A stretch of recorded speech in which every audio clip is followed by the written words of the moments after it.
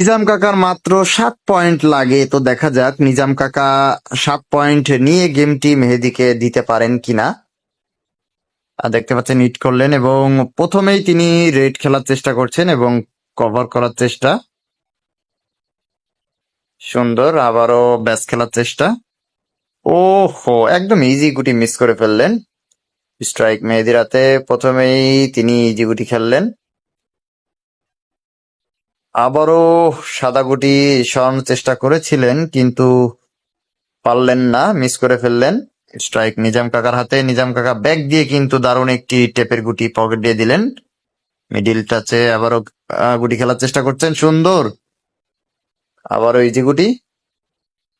Last 3টা গুটি দিতে পারলে কিন্তু পয়েন্ট পেয়ে যাবেন, কিন্তু মিস করে ফেললেন। স্ট্রাইক মেহেদির হাতে। মেহেদি কিন্তু আহ একদম ইজি গুটিগুলো মিস করে ফেলছে।